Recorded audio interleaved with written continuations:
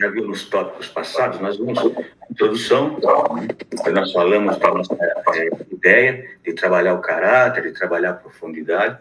Falamos no segundo encontro sobre o Evangelho do Reino e as bem-aventuranças, a ação que isso tem dentro de nós, para possuir uma dessas bem-aventuranças, que já para a gente poder sedimentar alguma palavra utilizada é Macarius, né? Feliz. Então, esse tipo de felicidade que o mundo busca desesperadamente, né? Busca em nível de posses, em nível de conhecimento, em nível de estrutura, em nível de você estar acima de outras pessoas, ele é completamente o oposto naquilo que Jesus nos propõe. Então, até o autor comenta algo que é profundo e preocupante, porque ele diz que quem não possuir uma, não possui nenhuma das duas, né? Então, foi muito que a gente conversou bastante no último encontro, e a gente começou a fazer terminando o último encontro, a gente entrou no tópico 3, que ele tem uma frase que é muito forte, que diz que nada tem sucesso como fracasso. Então, para a gente otimizar o tempo, eu vou fazer 3 perguntas, mas eu gostaria assim, que a gente respondesse, pelo menos uma ou duas pessoas, que a gente respondesse de uma maneira não corriqueira. Porque a gente tem uma mania, muitas vezes, de responder as coisas de uma maneira, vamos dizer assim, evangeliquez, né? A gente responde muitas vezes sem pensar. Mas vamos pensar o seguinte, né? A primeira pergunta é: como eu trato o fracasso na minha vida? Porque isso é importante da gente saber. Qual é a minha atitude diante do fracasso? Então, vamos entender o que é fracasso nesse caso. Vamos entender que, quando eu digo fracasso, é não sucesso na realização daquilo que eu pretendo fazer. Então, se a gente expandindo o raciocínio, como eu não tenho sucesso naquilo que eu vou fazer, como eu lido com as minhas quedas?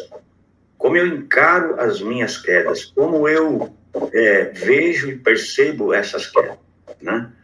Essa é uma pergunta. Uma pergunta pode parecer simples, mas não é não, né? Como eu encaro essas quedas? Porque vamos partir do pressuposto do primeiro casal que teve fracasso, que é Adão e Eva.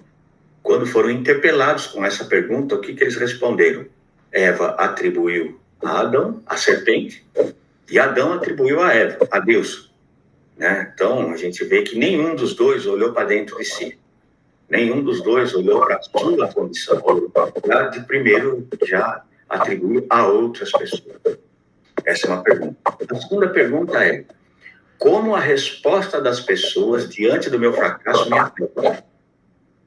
Isso é importante, porque muitas vezes nós baseamos a nossa, entre aspas, vida espiritual na reação das pessoas, daqueles que estão ao meu redor. Então eu digo que aquilo que os outros pensam e falam não é importante, eu digo que aquilo que pessoas pensam de mim não tem importância, que só o que Deus pensa é importante, mas eu não ajo assim. Então, na minha visão, aquilo que as pessoas pensam realmente é importante. Então, essas são 2 perguntas, irmãos, que é importantíssimas. Então, qual é a minha reação, minha percepção diante do fracasso? E como a reação das pessoas ao meu redor diante do meu fracasso me afeta? Essas são 2 perguntas importantes. E a terceira é: o que eu faço para mudar essa história? Então, eu sou passivo diante do meu fracasso? Qual é a minha ação? Então, para a gente nortear essas perguntas, ou essas respostas, melhor dizendo, eu vou usar o versículo de João 3,30. Né? João 3,30 diz o seguinte, né, dentro do discurso de João Batista, ele diz que ele cresça e eu diminua. Então, se alguém quer responder, pelo menos alguma dessas perguntas, pelo menos para a gente ter um bate-papo. Nossa, quanta gente. Ô Giba. Oi. Eu posso responder a primeira? Claro, sem sombra de dúvida. Para seguir uma sequência, né? Uhum. Da primeira vem a segunda, a terceira. Bem, quando há um fracasso, talvez para mim não seja tanto um fracasso, profissional, né? Porque eu não almejo mais nada assim profissionalmente, né? Não é de minha vontade fazer uma faculdade agora, né? Abrir mais uma filial do meu bazar. Essas coisas profissionais eu não almejo. Mas como cristão,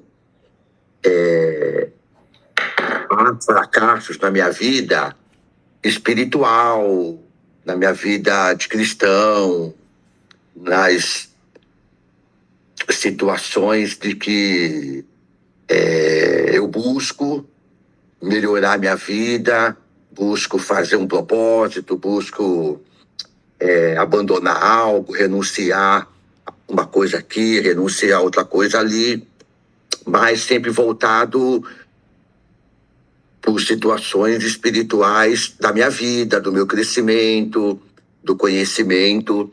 E acontecendo fracassos nesse sentido, o que eu aproveito, o que eu tiro de proveito desses fracassos é me atentar mais nessa situação. Se eu fracassei em algo, né? Tive um propósito e esse propósito não aconteceu, né? Fiz algo e não aconteceu, eu atento mais em focar naquilo. Não achar que não consegui, né? Não me certifiquei o suficiente, né? Quis fazer um voto, quis fazer um propósito, não aconteceu. Eu sou assim mesmo, deixa pra lá. Não, eu persevero em querer fazer acontecer, fazer cumprir na minha vida, sentir que, puxa, eu comecei um propósito e me agradei de ter cumprido. Senti que eu agradei. Eu fiz, comecei, né? Foquei mais aonde eu errei, vigiei para que aquilo não viesse novamente como um fracasso. E nesse momento eu, né, perseverei mais, orei mais, busquei mais, né? Se é algo que envolve espírito e alma, né? Alma e corpo, espírito e corpo, aquela luta, né? Do cristão, eu perseverei mais, vigiei, fiquei mais atento para não vacilar. Então, isso é onde fica o meu foco. Aonde eu errei, eu vou ficar mais atento, né? Aonde houve falha, houve uma distração, houve um relaxo espiritual, opa, é nessa área que eu vou vigiar, que eu vou estar mais atento para não fracassar, né? Coisas espirituais na minha vida. Legal. Os irmãos entenderam? Sim, a ideia é essa mesmo, Marcelo. Eu gostei da tua resposta. Obrigado pela contribuição. Principalmente daquilo que você disse, né? Você olhou para você mesmo, que essa é a ideia, né? Porque, irmãos, a nossa contemporaneidade, vamos dizer assim, né? A nossa maneira de viver no presente século é sempre atribuir às circunstâncias. Então, eu falhei, ou eu fracassei, ou eu não fui bem sucedido nisso, porque eu não tive oportunidade, é porque eu sou isso, porque eu sou aquilo, porque Deus não me ama, porque a igreja é isso, porque... Não compreende? Então, eu estou sempre transferindo para outros, ou para outros, né, a questão do meu insucesso. Não estou dizendo que isso não possa acontecer, não é isso. Mas, normalmente, eu não tenho um bom plano. Jesus disse assim, aquele que quer construir uma casa, faça o seu planejamento, né? Veja onde você vai construir, já parte disso, da onde eu estou criando a base para fazer as coisas. Porque às vezes nós criamos imagens, ou pensamentos, ou sonhos, ou aspirações que são completamente infundadas, né? Completamente fora da realidade. atribuímos a Deus coisas que ele não falou, dizemos que a voz de Deus é a nossa própria voz, atribuímos a Deus aspirações que são da nossa própria mente, não vou nem dizer da carne, vou dizer da mente, né? Então, e depois a gente culpa a Deus por desse insucesso. Então, obrigado de novo, Marcelo, a ideia é essa mesmo, é olhar para a gente mesmo, né? Aí fica a segunda pergunta, que é tão importante quanto, né? Como a reação das pessoas me afeta ou não me afeta, porque, querendo ou não, assim, nós somos um grupo de adultos, né? Muitas vezes a gente diz que, não, o que os outros pensam de mim não importa. Importa sim. Na maioria das vezes, todos nós ficamos alegres, né? Receber um elogio, a pessoa fica, né? Percebeu que está bem, né? Já... também se anima, mas receber um comentário contrário já se abala, né? Então, qual que é a minha reação, né? Ou como eu reajo, ou como eu lido com a reação das pessoas diante do meu fracasso? Alguém quer comentar isso?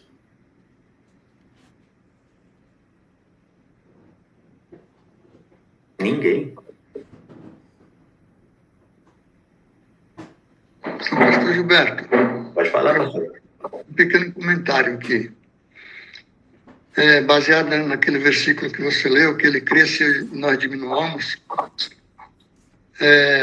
Realmente é que nem o irmão falou, as críticas elas afetam a gente, né?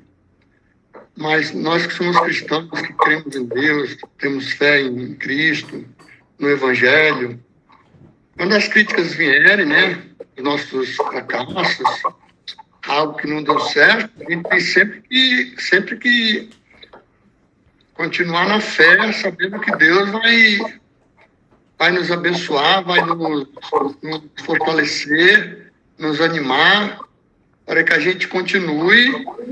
Aquele que fracassou, a gente que não acabou de falar, né, que a gente continue avante para que a gente consiga, né, melhorar, né, e as críticas, elas são para melhorarmos, né, na realidade, né, porque muitas vezes a gente falha mesmo, nós falhamos nas nossas atitudes, nas nossas palavras, nos nossos pensamentos, e a gente falha muito mesmo, todo dia a gente falha, e a gente, pelas críticas, a gente conforme o Evangelho, né, que Jesus cresça, quando a gente busca mais a Cristo, mais o Evangelho, mais estudarmos, mais participarmos das coisas do Evangelho de Cristo, né, nós vamos aprendendo cada vez mais, né, e a gente vai se fortalecendo através das críticas também, né, para que nós possamos não eliminar as críticas, mas temos uma resposta de Cristo, né, de Deus, para que as pessoas comecem a não criticarem mais, não, continuarem até criticando, mas sejam críticas que elas percebam que a gente está melhorando por causa do Evangelho, por causa de Cristo, né? Nós temos que nos esforçar, não deixar nossa cabeça, não falar, ninguém concorda comigo, ninguém quer me ouvir. Não, nós não podemos pensar assim, né? Todo mundo me critica quando eu vou falar alguma coisa, todo mundo me critica quando eu vou falar alguma mensagem do Evangelho. Nós não podemos pensar assim, né? Se as críticas vierem, né, a gente tem que analisar, buscar os melhores conceitos, né, dos homens de Deus, principalmente. Eu estou focando mais no Evangelho, tá? As críticas mais nas coisas espirituais. E que também servem para as coisas materiais, né? Você é profissional, você está sendo criticado, você não tem sucesso. Quanto mais nós buscamos a Deus, mais Deus vai nos abençoar, né? Até nas coisas materiais, financeiramente falando, na parte sentimental, na parte de casamento, na parte de namoro. Deus vai abençoar em tudo quando a gente foca nesse versículo que o irmão falou mesmo. Que ele cresce, nós diminuamos, nós devemos dar valor às críticas sim, mas não para nos deixar lá embaixo, mas que nós possamos nos erguer pela palavra de Deus, não para sobressair sobre as pessoas, mas que Cristo sobressaia, né?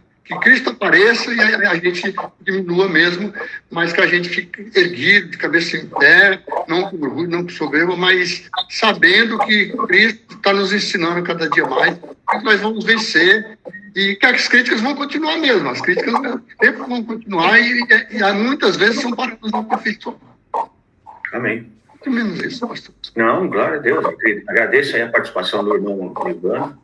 E é isso mesmo. Roberto, Oi, pode falar, Marco. eu posso concluir o que o Livando falou? Pode. Para mim, toda crítica tem o seu lado construtivo, né? Como se fala, uma crítica construtiva. Realmente, para mim, existe isso, que é o fato de que se a pessoa que criticou, ela conseguiu atingir um objetivo onde eu estou buscando, essa crítica é construtiva, porque vai me animar a eu perseverar para chegar na maturidade que ela chegou.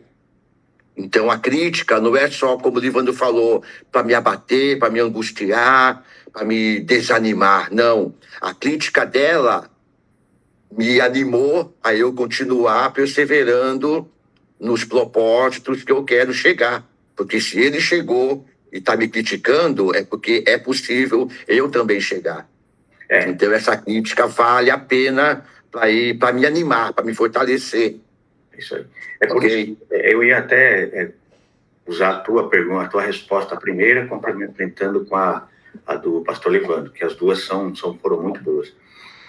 Primeiro, a gente precisa olhar para ver se essa crítica ela não é fundamentada em aspectos irreais, né? Que às vezes você está fazendo e a pessoa simplesmente critica porque critica. Hoje nós temos uma capacidade de avaliação tipo self-service e fast food, né? Então, tem que ser imediato e a pessoa critica porque quer criticar apenas. Na verdade, porque não atingiu o gosto dela, e isso é importante, porque nós estamos colocando o nosso gosto pessoal acima do coletivo, né? Dá um exemplo, né? Por exemplo, às vezes você está com calor, chegou na igreja, né? Dá um exemplo, bobo, tá? Você está com calor, chegou na igreja. Você vai lá, a primeira coisa que você faz é ligar o ventilador. Até aí é uma reação normal, porque você está com calor. Agora você já parou para perceber se tem alguém, uma criança pequena, onde o ventilador vai atuar?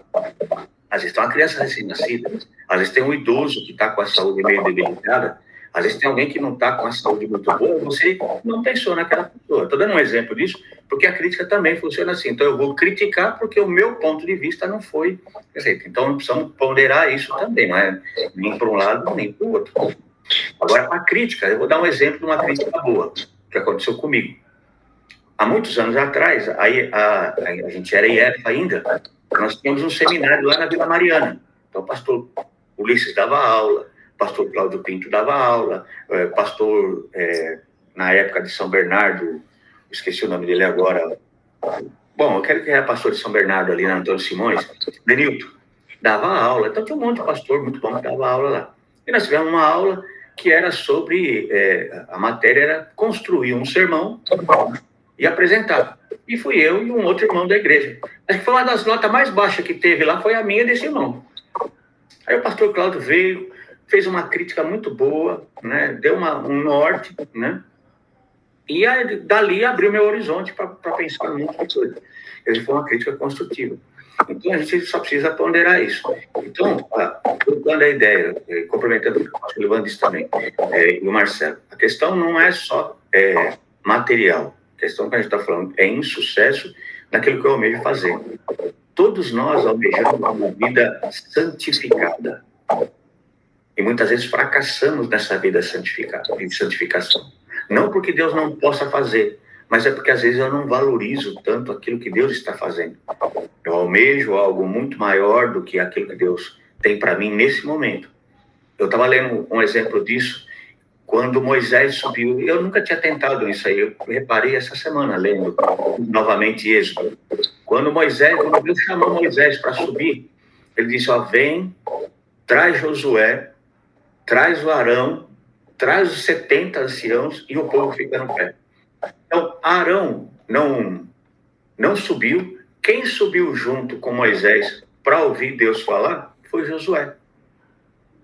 Então, naquele momento, o plano de Deus para Josué, à frente, já estava estabelecido. Mas naquele momento era que ele fosse um ajudante. Então, às vezes a gente não compreende, a gente tem aspirações muito grandes para o plano de Deus e a gente não entende a hora. E a gente acaba fracassando por não entender essa hora. E aí o que eu faço? Eu me animo, eu continuo, eu busco. Aí vem uma crítica da pessoa, aí, tá vendo? Quer pregar, mas não estudou. Estou dando um exemplo assim de pregação. Eu quero louvar, mas não tem voz. O que eu faço com isso? Aí a gente tem que trazer à nossa mente o grande conselho que o apóstolo Paulo nos dá. Ele diz assim: esquecendo-me das coisas que para trás ficam, eu prossigo para o alvo. Prossigo para o alvo. O nosso alvo é Jesus Cristo. O nosso alvo é a vida que Cristo propiciou para nós.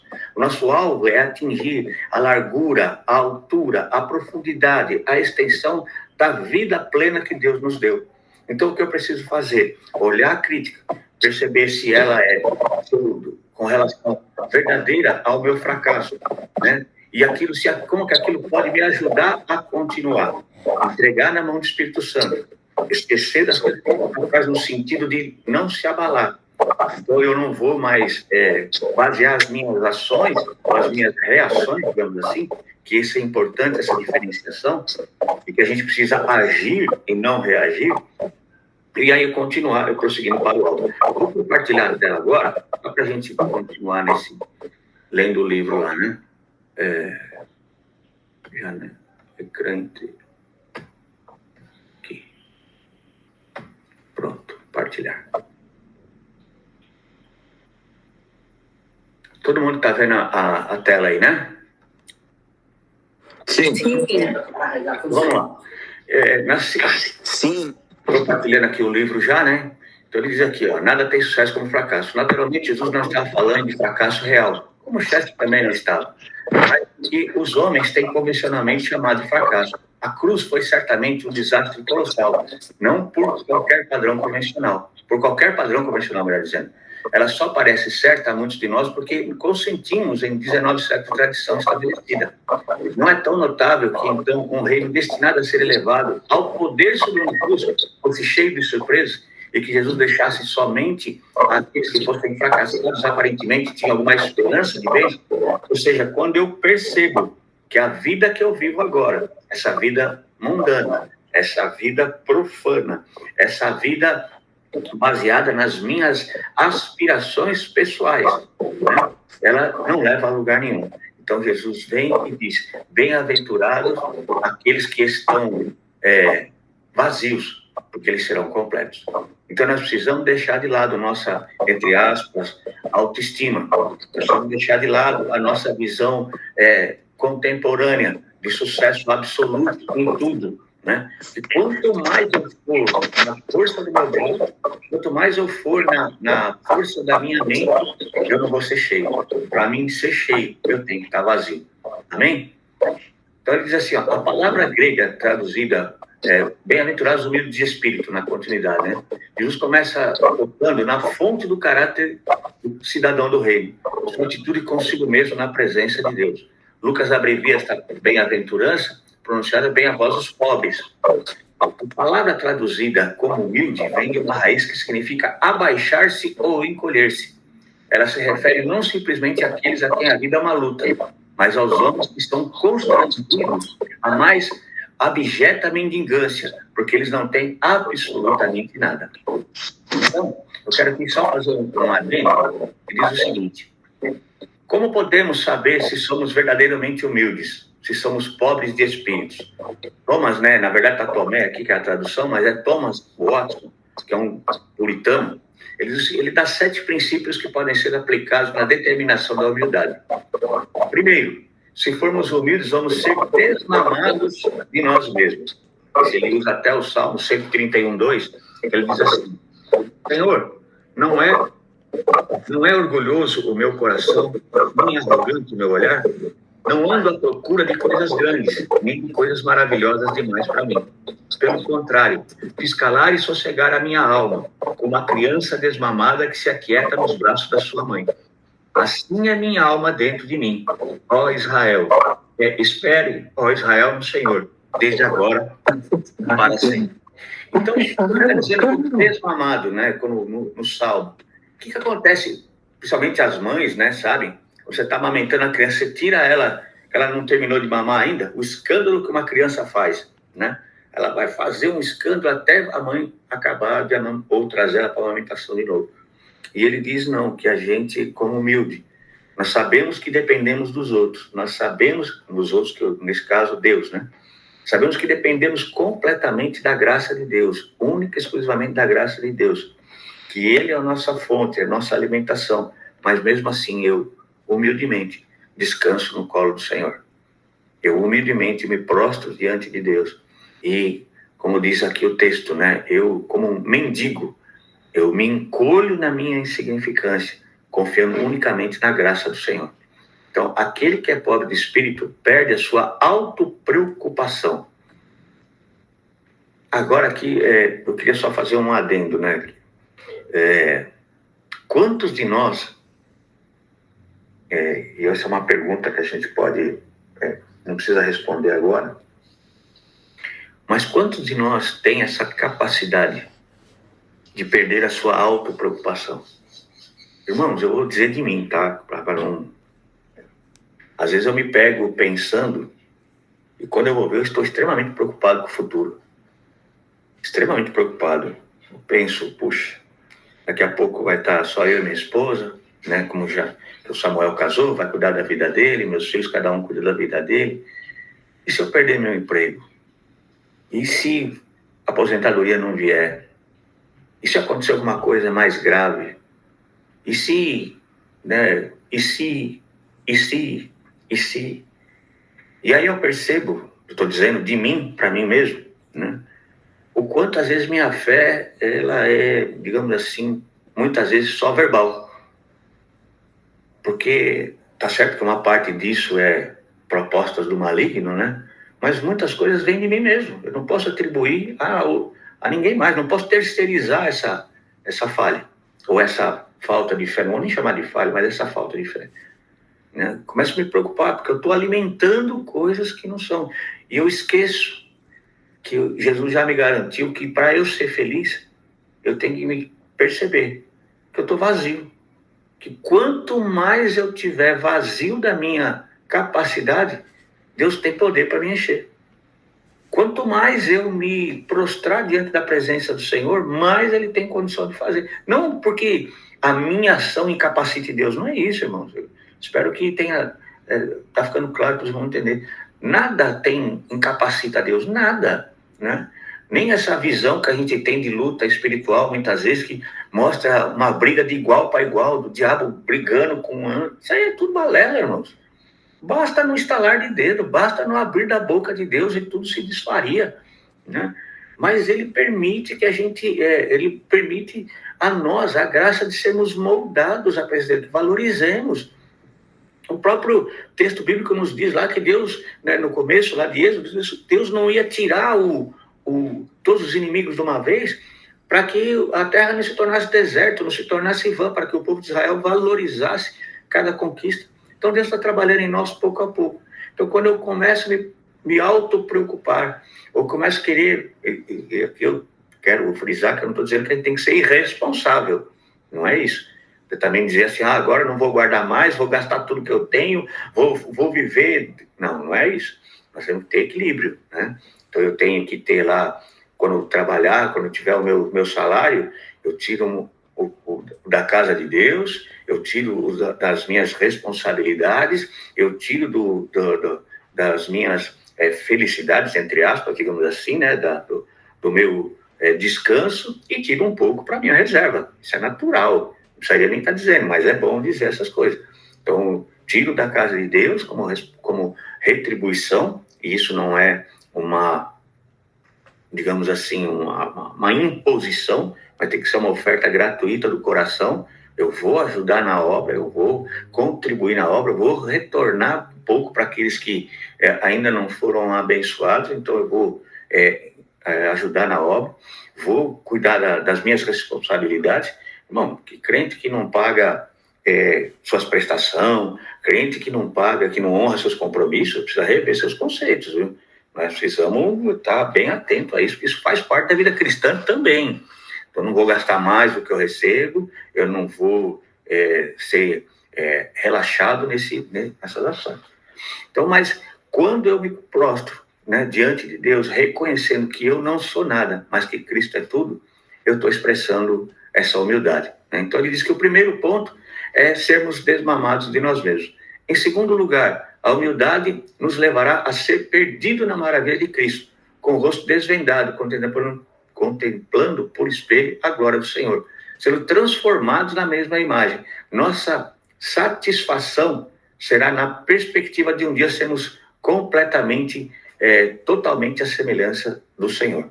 Então, o segundo lugar é ser perdido na maravilha de Cristo. Qual era a satisfação de Cristo, irmãos? Ele diz assim: eu vim para fazer a vontade do meu Pai. Várias vezes ele disse, né? Eu vim para fazer a obra do meu Pai. Eu vim para fazer a vontade do meu Pai. Pai, cumpra-se a tua vontade e não a minha. Então, em segundo lugar, essa humildade está me fazendo cumprir a vontade de Cristo? Essa humildade está me levando a contemplar e me satisfazer quando a obra de Cristo é completa? Irmãos, uma maneira da gente expressar isso no nosso culto. Eu não sou chamado para pregar, eu não sou chamado para ficar na porta, eu não sou chamado para colocar copo, eu não sou chamado para fazer oferta, eu não sou chamado para fazer uma oração, não sou chamado para nada. Para que eu vou na igreja? Será que esse é o nosso pensamento? E se eu vou na igreja, eu vou lá para ficar olhando aquilo que os outros fazem. Eu esqueço que eu estou lá para adorar a Deus.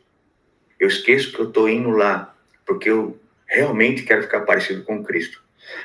Eu esqueço que eu estou indo lá para prestar adoração àquele que viu em mim, né? Ouviu em mim um objeto do seu amor. E aí eu não presto culto a Deus, mas eu presto culto a mim mesmo, porque eu quero ser satisfeito, porque eu quero ser agraciado mais do que os outros. Então, o segundo lugar é a humildade nos levará a ser perdido na maravilha de Cristo. Veja, quantas vezes ou quanto tempo faz que a gente não se alegra com um convertido, com uma pessoa que recebeu a Cristo como Senhor e Salvador, com uma pessoa que é visitante na igreja que foi levado às lágrimas pelo sermão. A gente não se alegra mais com essas coisas. A gente não se alegra mais de estar na casa do Senhor e estar adorando a Deus no nosso culto pessoal, particular, mas no meio coletivo. Então, nossa satisfação será na perspectiva de ser totalmente a semelhança de Cristo. Só para contextualizar, esse comentário está na Enciclopédia MacArthur, Novo Testamento, tá? Em terceiro lugar, não vamos reclamar da nossa situação. Não importa quão ruim ela pode tornar-se. Porque nós sabemos que merecemos o pior de qualquer coisa que possamos experimentar nessa vida. Vamos considerar uma circunstância ser injusto. Que tragédia vem, não vamos dizer, porque eu, Senhor. Quando o nosso sofrimento é por amor de Cristo, não só vai reclamar ou sentir vergonha, mas vai... peraí que a tela está devagar aqui. Mas vai glorificar a Deus para ele. 1 Pedro 4,16. Sabendo que também glorificados com ele, é perceber que as aflições desse tempo presente não são para se comparar com a glória que há de ser revelada em nós. Então, há uma glória de ser revelada. Então, o terceiro ponto da humildade. Não vamos reclamar da nossa situação, não importando quão ruim ela pode se tornar-se. Eu faço questão de lembrar aqui, alguns irmãos mais antigos vão lembrar de quem eu estou dizendo, do irmão Leonardo. Para os mais novos, esse irmão era um irmão extremamente, era um diácono da igreja, aprendi muito com ele, era um diácono, assim, no que a palavra diácono realmente representa. Um irmão que servia, um irmão que vivia nos montes orando, madrugadas inteiras, mas que você pedisse para ele ler um versículo, ele se enrolava, ele não tinha leitura, ele não tinha conhecimento. Mas era um irmão que, para servir, eu nunca vi igual. Eu nunca vi igual. Não tinha dia, não tinha hora, não tinha momento, madrugadas orando, o culto ele chegava primeiro, era o último que saía, ele arrumava a igreja, deixava impecável, ele atendia todos os irmãos com o sorriso no rosto, abraçava, visitava, levava mantimento, era um irmão assim, no que a palavra de diácono diz. E esse irmão foi acometido de uma enfermidade degenerativa dos seus músculos. Então ele perdeu capacidade respiratória, perdeu capacidade de movimento, falava com muita dificuldade. E quando a gente ia visitar ele na casa dele, a primeira coisa que ele dizia é: irmão, vamos orar, agradecendo a Deus. Então, era um irmão que compreendeu, era um irmão que a palavra humildade, principalmente nesse tópico, jamais reclamou da sua situação, mas em tudo ele glorificava a Deus, em tudo. Os irmãos manzuntios sabem do que eu estou dizendo, sabem que eu não estou exagerando numa vírgula do que eu estou dizendo. E muito pelo contrário, eu estou ainda sendo muito reservado daquilo que aquele homem fazia. Irmão Leonardo. Quarto lugar, vamos ver com mais clareza os pontos fortes e virtudes dos outros. Eu quero até fazer uma ênfase disso. Vamos ver com mais clareza os pontos fortes e virtudes nos outros. É nos outros. Vou até falar de novo, terceira vez. É nos outros. E aqui não é para ver os defeitos. A humildade nos faz ver os pontos fortes e as virtudes dos outros. E isso é importantíssimo, importantíssimo, irmão. Porque a gente faz exatamente ao contrário. A continuidade do parágrafo diz assim como nossas próprias fraquezas e pecados.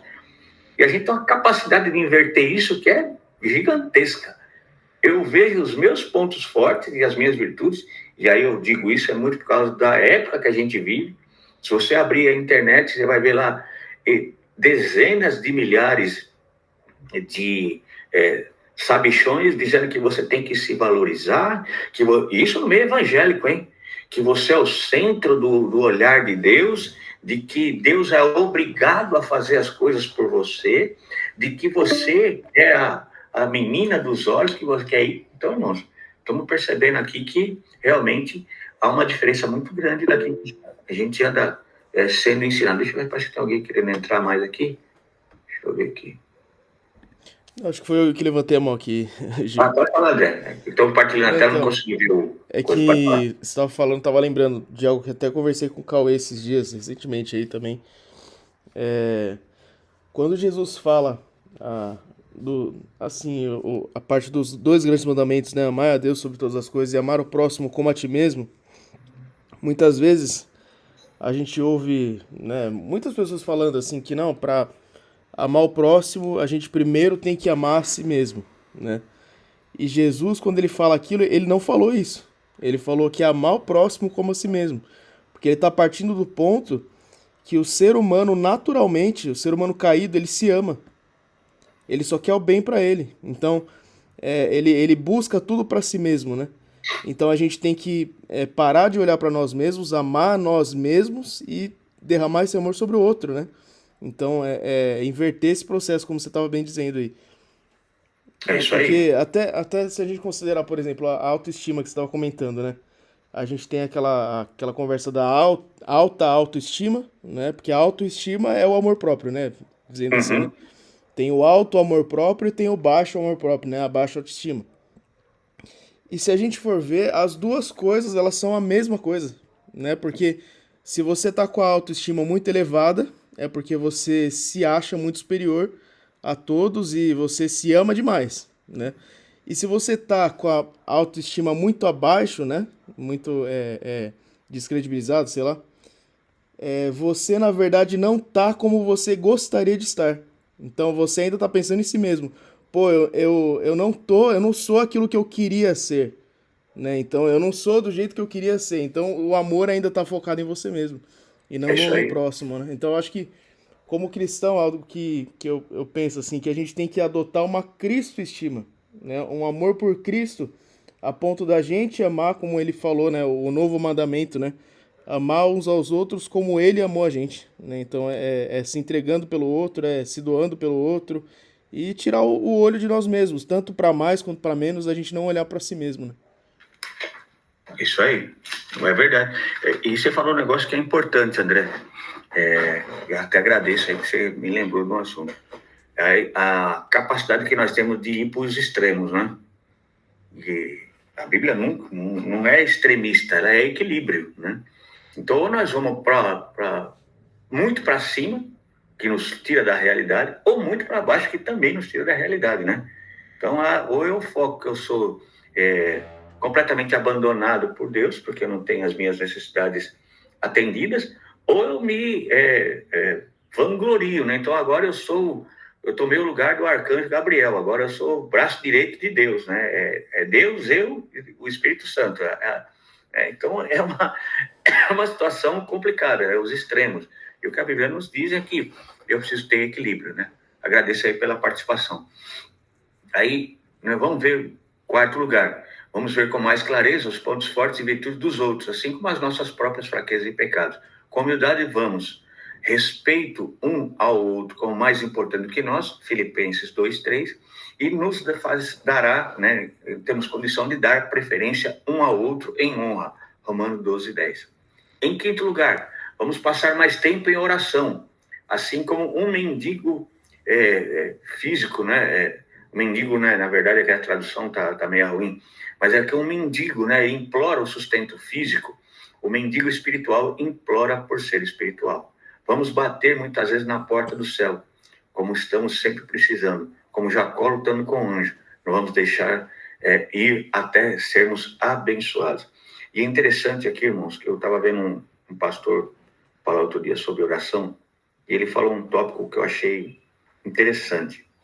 Ele falou, vamos perceber a bênção que é a oração por si só. Porque a gente faz a oração, né, buscando sempre a resposta. Ele falou, e não é errado isso. A oração não é errado fazer oração para buscar a resposta. Mas é porque muitas vezes, porque nós oramos só buscando a resposta, a gente esquece que é o privilégio do diálogo. A oração em si, ela não é porque eu tenho a confiança de que Deus vai responder, mas é porque eu tenho o privilégio de que Deus está ouvindo. Irmãos, isso me tocou profundamente, irmão. Que a gente às vezes esquece do privilégio que é a oração. Não é porque eu estou orando, e não estou dizendo que é errado orar com esse sentido, por favor, mas a gente esquece do privilégio, que é saber que eu posso dobrar o meu joelho e que as minhas palavras não estão sendo jogadas ao ar, de que as minhas palavras não estão simplesmente ecoando em paredes e reverberando num teto. Eu tenho companhia, eu tenho alguém que está me ouvindo, alguém real, alguém presente, alguém que é muito maior do que eu, alguém que é muito superior a mim, que não deveria estar no mesmo ambiente que eu, devido à sua santidade, mas ele está. Então, a nossa oração, irmãos, ela ganha uma dimensão completamente diferente, tanto em relevância quanto em satisfação. Porque a gente ora muito pouco, porque eu oro só buscando uma resposta, principalmente a nossa oração contemporânea. Senhor, me abençoa, me abençoa, me abençoa. E a gente esquece do privilégio do diálogo. Irmãos, eu não sei os irmãos, mas, por exemplo, eu tenho uma satisfação de conversar com pessoas assim, de muito mais inteligentes do que eu. Eu sou bem chucro, né? Então, quando eu paro para conversar com uma pessoa que é mais inteligente, não precisa ser assim, muito difícil para procurar uma pessoa mais inteligente do que eu não tenho nem. Eu fico ouvindo aquela pessoa, fico observando o que ela fala, fico tentando guardar, aprender o máximo possível, porque para mim é uma glória. É uma glória a gente ver assim determinadas pessoas, ouvir determinados homens. Falo, Senhor, que privilégio.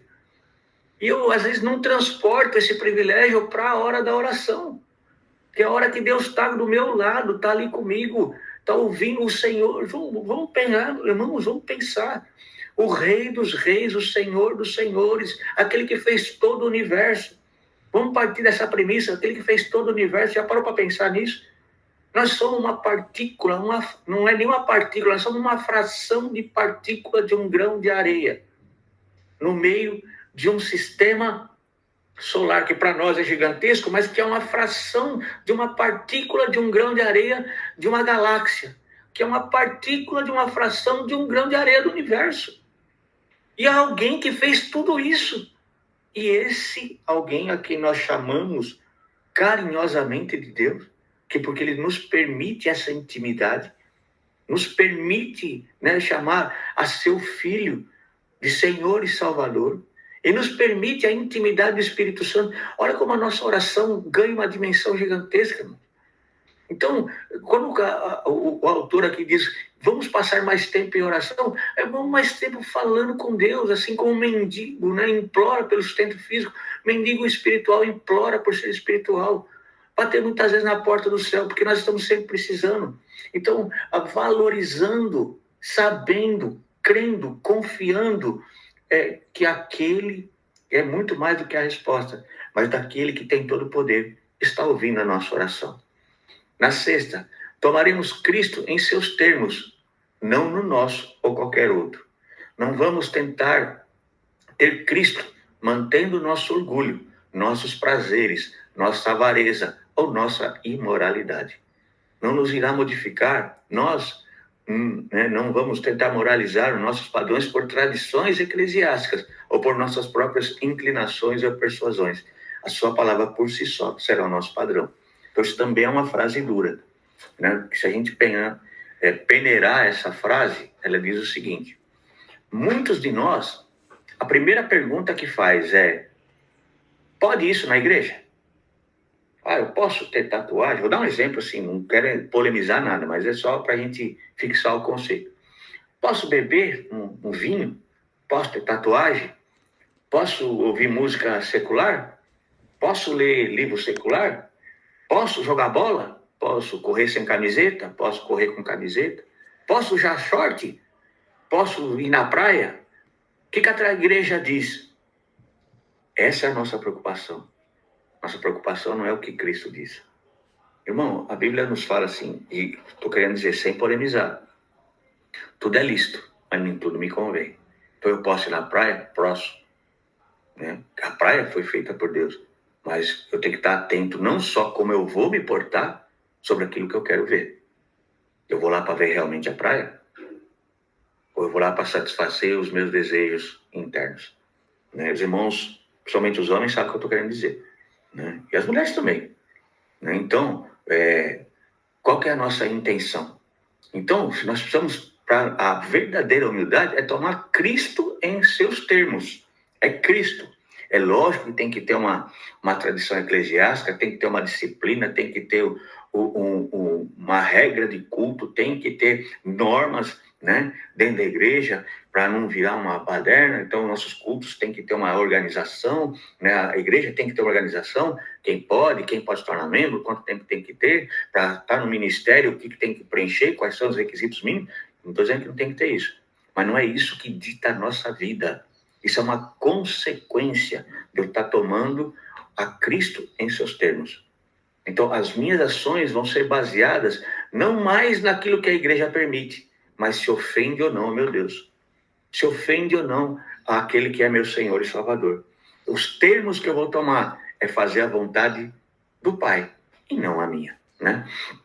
Então, na sexta, né, tomaremos Cristo em seus termos.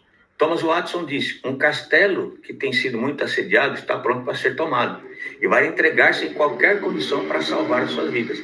Aquele cujo coração tem sido uma guarnição para o diabo e ocupou ao longo na oposição contra Cristo, quando uma vez Deus o trouxe para a pobreza de espírito, ele se vê maldito sem Cristo.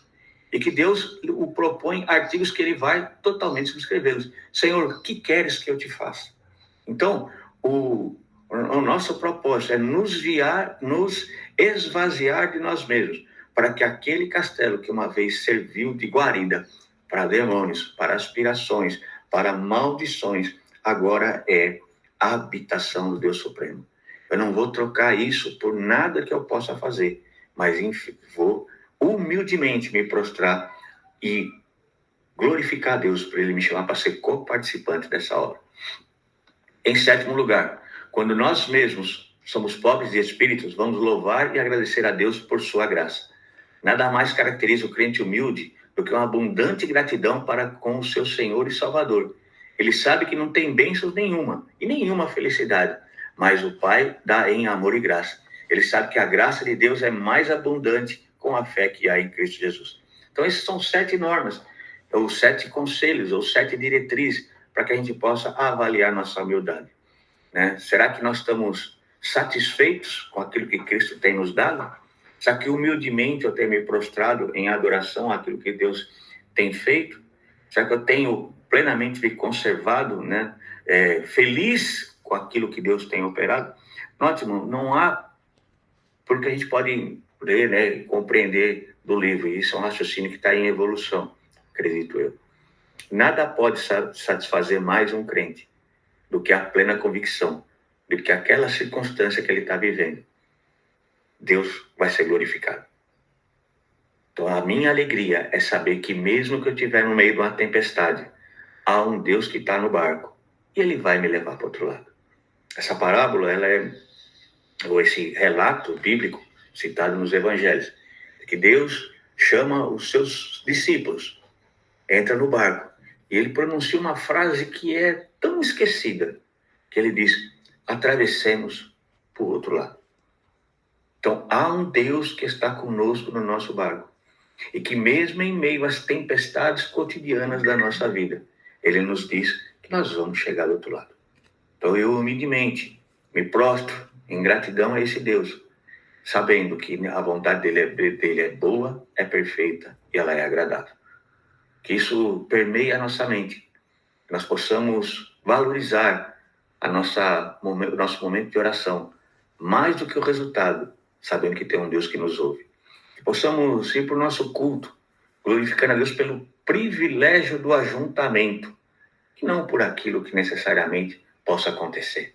Nós glorificamos a Deus porque eu sei que o meu trabalho, apesar de ainda não ganhar o suficiente, eu posso glorificar a Deus, porque Ele está manifestando o seu milagre, mesmo em meio à escassez.